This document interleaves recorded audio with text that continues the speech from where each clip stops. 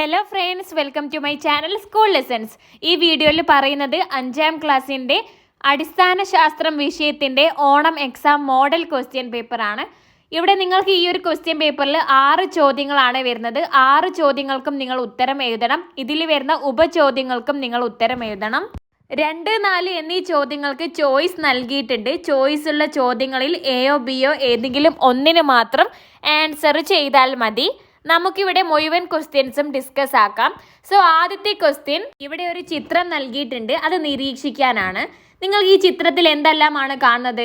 ജലസസ്യങ്ങളുണ്ട്, ഞണ്ടുണ്ട്, മീനുകൾ, മീൻ കൊത്തി, കൊക്ക്, പാമ്പ്, തവള എന്നിവയൊക്കെ കാണാമല്ലേ? തുമ്പിയുണ്ട്. സോ ഇത് വെച്ചിട്ട് നിങ്ങളോട് ഒരു ചോദ്യം ചോദിച്ചിട്ടുണ്ട്. ചിത്രത്തിൽ നിന്ന് ഏതെങ്കിലും 2 ആഹാര ശൃംഖലകൾ കണ്ടെത്തി എഴുതുക. ഈ ചിത്രം നോക്കിയിട്ട് ഏതെങ്കിലും 2 ആഹാര ശൃംഖല നിർമ്മിക്കാനാണ് പറഞ്ഞിട്ടുള്ളത്. സോ നമുക്ക് എഴുതാം. 1, ജലസസ്യങ്ങൾ. ജലസസ്യങ്ങളെ ചെറുമീനുകൾ കഴിക്കുന്നു, ചെറുമീനുകളെ മീൻ കൊത്തി കഴിക്കുന്നു. രണ്ടാമത്തത് ജലസസ്യങ്ങൾ അവയെ തുമ്പി കഴിക്കുന്നു, തുമ്പിയെ തവള കഴിക്കുന്നു, തവളയെ പാമ്പ് കഴിക്കുന്നു. ഒരു ബി ചോദ്യമുണ്ട്. നിങ്ങൾ നിർമ്മിച്ചിട്ടുള്ള ഈ 2 ശൃംഖലയിലും ആദ്യത്തെ കണ്ണി ഏതാണെന്ന്. ജലസസ്യങ്ങളാണല്ലേ നമ്മൾ നിർമ്മിച്ചിട്ടുള്ള 2 ശൃംഖലയിലും. ആഹാര ശൃംഖലയിലെ ആദ്യത്തെ കണ്ണി ജലസസ്യങ്ങളാണ്. ഈ ജലസസ്യങ്ങൾ ഏത് വിഭാഗത്തിൽപ്പെട്ടതാണ് എന്ന് കൂടി ചോദിച്ചിട്ടുണ്ട്. ഉത്പാദകരാണ്, അതായത് അവർക്ക് സ്വയം ആഹാരം അവർ നിർമ്മിക്കുന്നുണ്ട്. സൂര്യപ്രകാശത്തിൽ നിന്നുമൊക്കെ അവർ ജലസസ്യങ്ങൾ സ്വയം ആഹാരം നിർമ്മിക്കുകയാണ് ചെയ്യുന്നത്. ബി ചോദ്യം നോക്കിക്കേ. നിങ്ങൾ തയ്യാറാക്കിയ ആഹാര ശൃംഖലകളിൽ ഓരോ നിലയും ആദ്യത്തെ കണ്ണി ഏത് ജീവിയാണ്? ജലസസ്യമാണ്. ഈ കണ്ണി ഏത് വിഭാഗത്തിൽ ഉൾപ്പെടുന്നു? ഉത്പാദകർ എന്ന വിഭാഗത്തിലാണ് പെടുന്നത്. ഇനി സി ചോദ്യം, താഴെ കൊടുത്തിരിക്കുന്ന പ്രസ്താവനകൾ നോക്കൂ. ഈ ചോദ്യം പറയുന്നതിന് മുൻപേ ആയിട്ട് നിങ്ങളുടെ ടെക്സ്റ്റ് ബുക്കിലെ ഒരു പട്ടിക നമുക്ക് വായിക്കാം. പേജ് നമ്പർ 19 കാണാം. ഇലകളിലെ പച്ച നിറമുള്ള വർണ്ണകമാണ് ഹരിതകം. സോ ഹരിതകം എന്നതാണ് പച്ച നിറം നൽകുന്നത്. ഇനി ചുവപ്പ് ആന്തോസിയാസിൻ ആണ്, ഓറഞ്ച് കെരോട്ടിൻ ആണ്, മഞ്ഞ സാന്തോഫിൽ ആണ്. ഇനി നമുക്ക് പ്രസ്താവന വായിക്കാം. മഞ്ഞ അരളിപ്പൂവിന് മഞ്ഞ നിറം നൽകുന്ന വർണ്ണകമാണ് ആന്തോസിയാസിൻ. തെറ്റാണ്. ആന്തോസിയാസിൻ ചുവപ്പ് നിറമാണ് നൽകുന്നത്. ഇനി 2, ക്യാരറ്റിന് ഓറഞ്ച് നിറം നൽകുന്ന വർണ്ണകമാണ് സാന്തോഫിൽ. തെറ്റാണ്. കെരോട്ടിനാണ് ഓറഞ്ച് നിറം നൽകുന്ന വർണ്ണകം. 3, ചുവന്ന റോസാപ്പൂവിന് ചുവപ്പ് നിറം നൽകുന്ന വർണ്ണകമാണ് ആന്തോസിയാസിൻ. അത് ശരിയാണ് അല്ലേ? ചുവപ്പ് നിറം നൽകുന്നത് ആന്തോസിയാസിൻ ആണ്. ഈ പ്രസ്താവന ശരിയാണ്. 4, മഞ്ഞ ജമന്തി പൂവിന് മഞ്ഞ നിറം നൽകുന്ന വർണ്ണകമാണ് സാന്തോഫിൽ. ഇതും ശരിയാണ്. ഇവിടെ ശരിയായിട്ടുള്ള പ്രസ്താവനകൾ 3ഉം 4ഉമാണ്. 2ലെ എ ചോദ്യം നോക്കാം.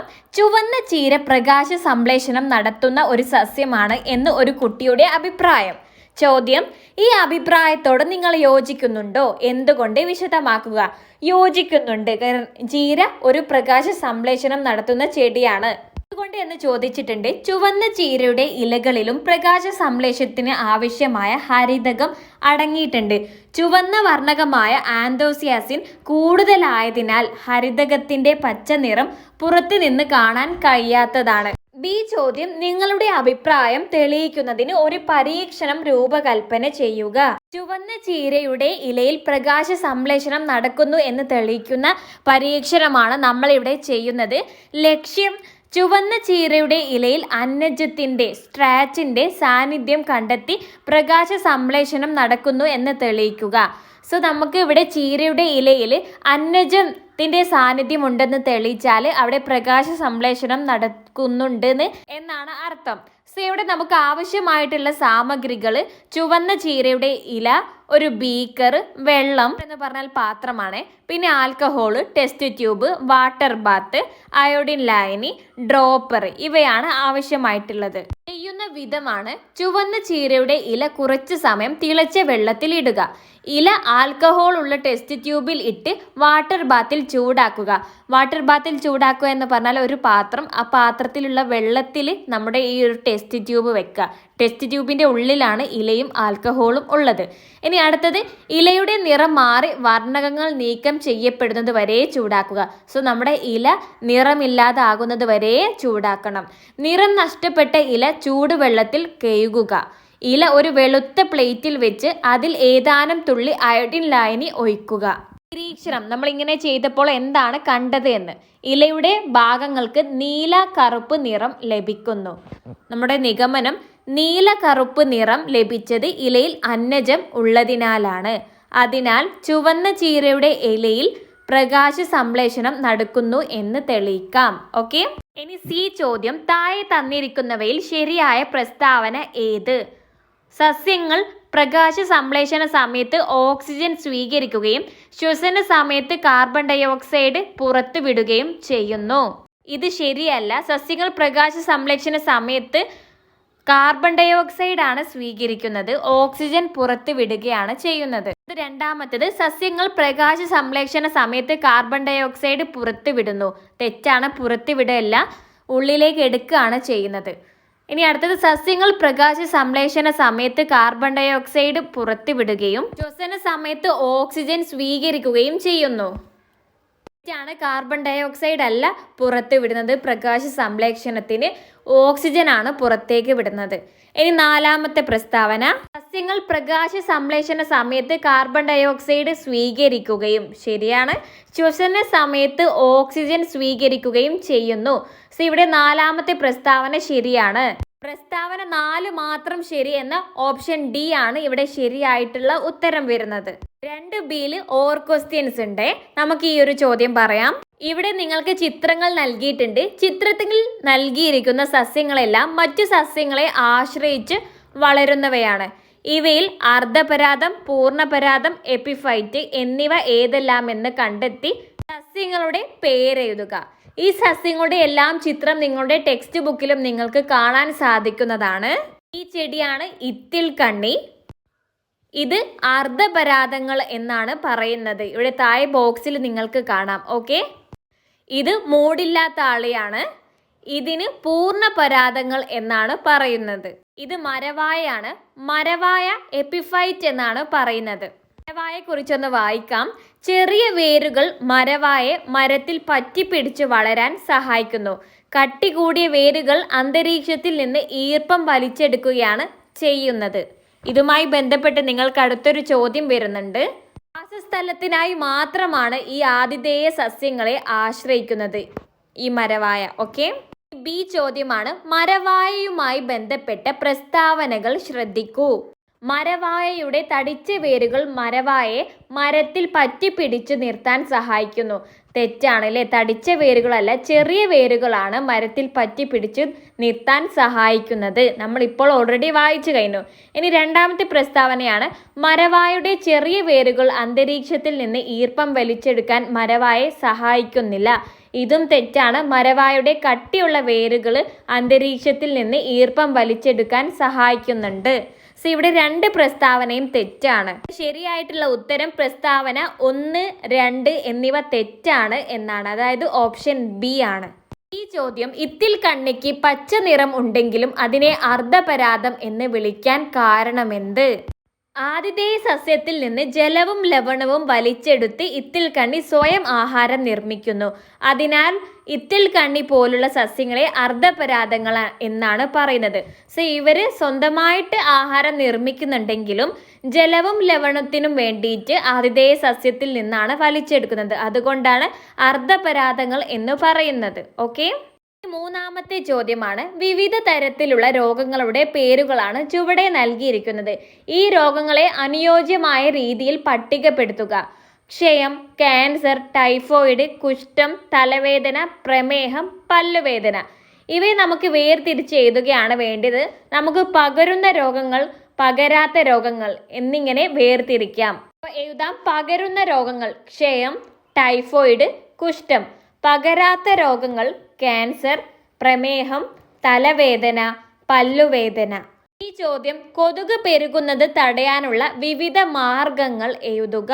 നമുക്ക് വെള്ളം കെട്ടി നിൽക്കുന്ന സാഹചര്യങ്ങൾ ഒഴിവാക്കുക, പരിസരം വൃത്തിയായി സൂക്ഷിക്കുക എന്ന് 2 പോയിന്റ്സ് എഴുതാം അല്ലേ? നമുക്ക് ഈ പോയിന്റ്സ് ഒക്കെ എഴുതാൻ പറ്റുന്നതാണ്. വീടിന്റെ പരിസരത്ത് വെള്ളം കെട്ടി നിൽക്കാൻ അനുവദിക്കരുത്. പഴയ ടയറുകൾ, കുപ്പികൾ, ചിരട്ടകൾ തുടങ്ങിയവയിൽ വെള്ളം കെട്ടി നിൽക്കുന്നത് ഒഴിവാക്കുക. വെള്ളം സൂക്ഷിക്കുന്ന പാത്രങ്ങൾ അടച്ചു വെക്കുക, വീടിന്റെ പരിസരം വൃത്തിയായി സൂക്ഷിക്കുക, ചെടിച്ചട്ടികളുടെ അടിയിൽ കെട്ടി നിൽക്കുന്ന വെള്ളം ഒഴിച്ചു കളയുക. ഇനി സി ചോദ്യം, താഴെ തന്നിരിക്കുന്ന പ്രസ്താവനയും അതിനുള്ള കാരണവും പരിശോധിച്ച് ശരിയായത് കണ്ടെത്തി എഴുതുക. പ്രസ്താവന: ആഹാരത്തിലൂടെയും ജലത്തിലൂടെയും പകരുന്ന രോഗമാണ് ടെറ്റനസ്. കാരണം ശരീരത്തിലെ മുറിവുകൾ മലിനജലവുമായി സമ്പർക്കത്തിൽ വരുന്നതാണ് ഈ രോഗത്തിന് കാരണം. ഇവിടെ പ്രസ്താവന തെറ്റാണ്. ആഹാരത്തിലൂടെയും ജലത്തിലൂടെയും പകരുന്ന രോഗമല്ല ടെറ്റനസ്. മണ്ണിലൂടെയും മലിനജലത്തിലൂടെയും പകരുന്ന രോഗമാണ് ടെറ്റനസ്. കാരണം ശരിയാണ്, ശരീരത്തിലെ മുറിവുകൾ മലിനജലവുമായി സമ്പർക്കത്തിൽ വരുന്നതാണ് ഈ രോഗത്തിന് കാരണം. സോ ഇവിടെ പ്രസ്താവന തെറ്റ്, കാരണം ശരി എന്നാണ്. ഓപ്ഷൻ സി ആണ് കറക്റ്റ് ആൻസർ. പ്രസ്താവന തെറ്റും കാരണം ശരിയുമാണ്. ഇനി നാലാമത്തെ ചോദ്യമാണ്. 4 ക്വസ്റ്റ്യൻസ് ഉണ്ട്. 4 എ, മണ്ണിലൂടെയും മലിനജലത്തിലൂടെയും ധാരാളം രോഗങ്ങൾ പകരുന്നു. രോഗങ്ങൾ ഇത്തരത്തിൽ പകരാതിരിക്കാൻ ശ്രദ്ധിക്കേണ്ട കാര്യങ്ങൾ എന്തെല്ലാം?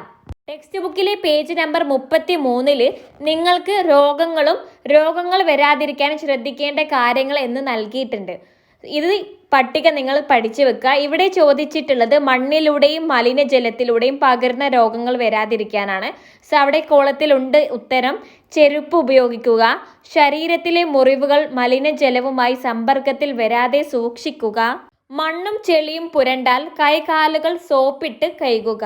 ഇനി ബി ചോദ്യമാണ്. മനുഷ്യർക്ക് മാത്രമല്ല മറ്റു ജന്തുക്കൾക്കും സസ്യങ്ങൾക്കും രോഗങ്ങൾ പടർന്നു പിടിക്കാറുണ്ട്. ജന്തുക്കളെയും സസ്യങ്ങളെയും ബാധിക്കുന്ന 2 പകർച്ചവ്യാധികൾ വീതം എഴുതുക. മനുഷ്യർക്ക് മാത്രമല്ല അല്ലേ, സസ്യങ്ങൾക്കും മൃഗങ്ങൾക്കും പകർച്ചവ്യാധികൾ വരാറുണ്ട്. സോ അതിൽ 2 എണ്ണം എഴുതാനാണ് പറഞ്ഞിട്ടുള്ളത്. ടെക്സ്റ്റ് ബുക്കിൽ നിങ്ങൾക്ക് ചിത്രം ഉൾപ്പെടെ നൽകിയിട്ടുണ്ട്. നെല്ലിലെ തവിട്ട് ഇലപ്പുള്ളി സസ്യത്തെ ബാധിക്കുന്ന പകർച്ചവ്യാധിയാണ്. നെല്ലിലെ തവിട്ട് ഇലപ്പുള്ളി, പയറിലെ മൊസൈക്ക് രോഗം, തെങ്ങിലെ കൂമ്പ് ചീയൽ. മൃഗങ്ങളുടേത് നമുക്ക് എഴുതാം. പക്ഷിപ്പനി, ആഫ്രിക്കൻ പന്നിപ്പനി, വിരശല്യം എന്നിവയൊക്കെ. ഇത് നിങ്ങൾക്ക് ഇവിടെയുള്ള പത്രക്കട്ടികളിൽ നിന്ന് കിട്ടുന്നതാണ്. ഇത് പേജ് നമ്പർ 33, 34 ഉണ്ട്. ഈ ചോദ്യം ചുവടെ നൽകിയിരിക്കുന്ന പട്ടിക ശ്രദ്ധിക്കൂ. വിവിധ രോഗങ്ങളും അവ പകരുന്ന വിധവുമാണ് പട്ടികയിൽ നൽകിയിരിക്കുന്നത്. ശരിയായതിന് നേരെ യോജിപ്പിക്കാനാണ് പറഞ്ഞിട്ടുള്ളത്. ആദ്യത്തേത് ക്ഷയം. ക്ഷയരോഗം വായുവിലൂടെയാണ്. കുഷ്ഠരോഗം രോഗബാധിതരുമായുള്ള സമ്പർക്കം മൂലമാണ്. ഡെങ്കിപ്പനി കൊതുകുകൾ വഴിയാണ്. വിരശല്യം മണ്ണിലൂടെയാണ്.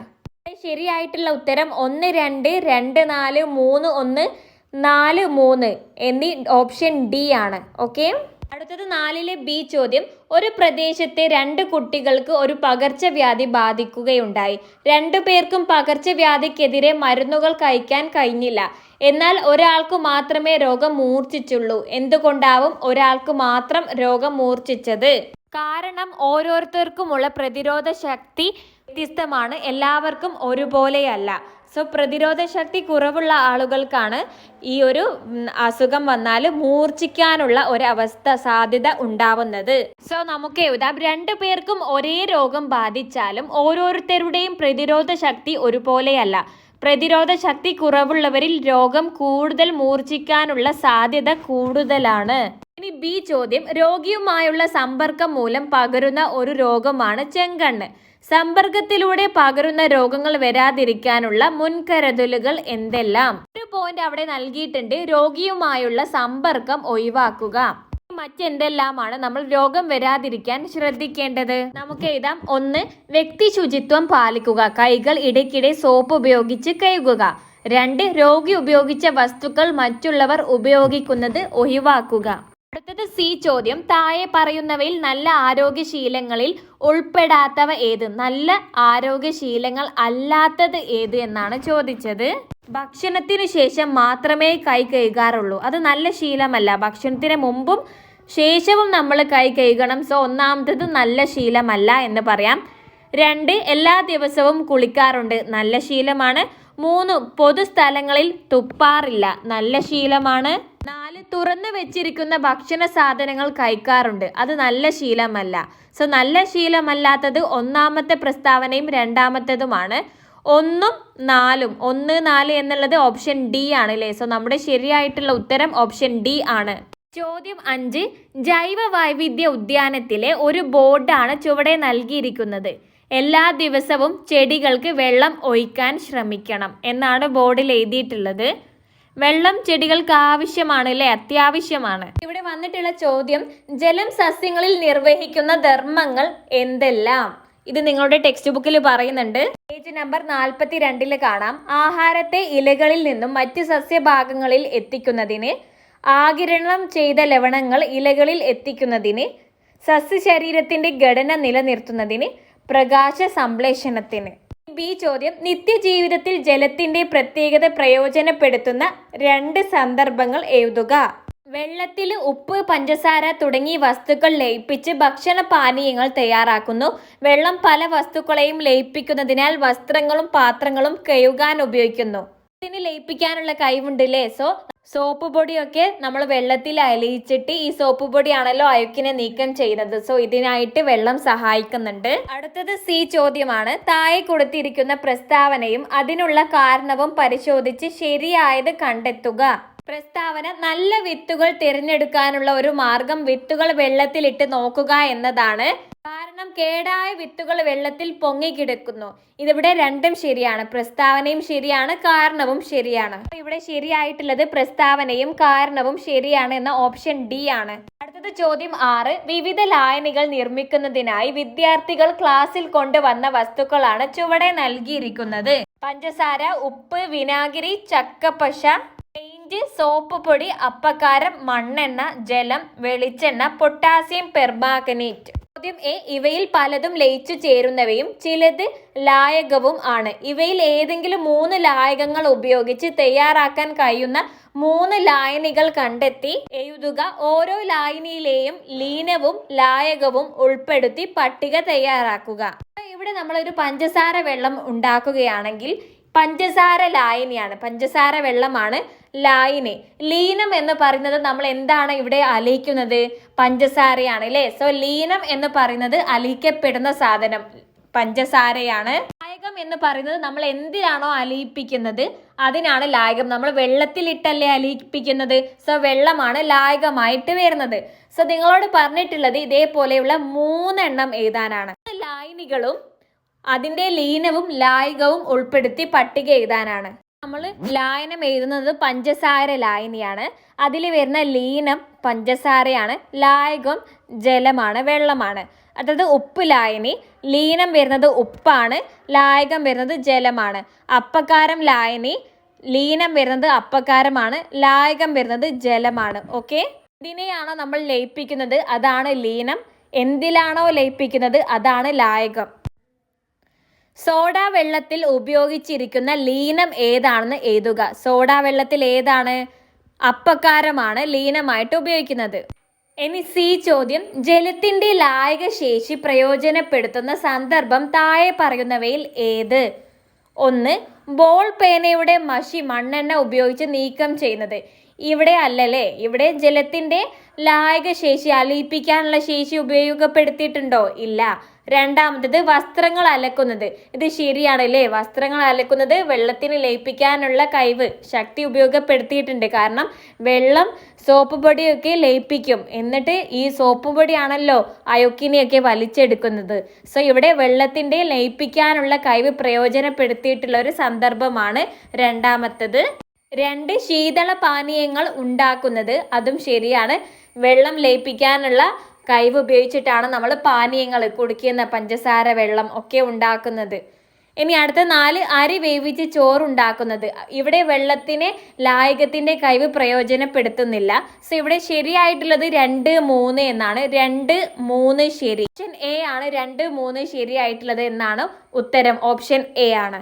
ഇത്രയും ക്വസ്റ്റ്യൻസ് ആണ് നിങ്ങൾക്ക് ഈ ഒരു പേപ്പറിൽ വരുന്നത്. അടിസ്ഥാന ശാസ്ത്രത്തിന്റെ നമ്മൾ വേറെയും ചോദ്യ പേപ്പർ ഓൾറെഡി നമ്മുടെ ചാനലിൽ അപ്ലോഡ് ചെയ്തിട്ടുണ്ട്. Class 5 Onam exam question paper എന്ന പ്ലേലിസ്റ്റിൽ നോക്കിയാൽ നിങ്ങൾക്ക് വീഡിയോ കാണാവുന്നതാണ്. അല്ലെങ്കിൽ ഞാൻ കമൻറ്റ് ബോക്സിൽ ഏറ്റവും മുകളിലായിട്ട് പിൻ ചെയ്തും കൊടുക്കാം. എന്നിട്ടും നിങ്ങൾ കിട്ടുന്നില്ലെങ്കിൽ കമൻറ്റ് ബോക്സിൽ ലിങ്ക് എന്ന് ചോദിച്ചാലും മതി.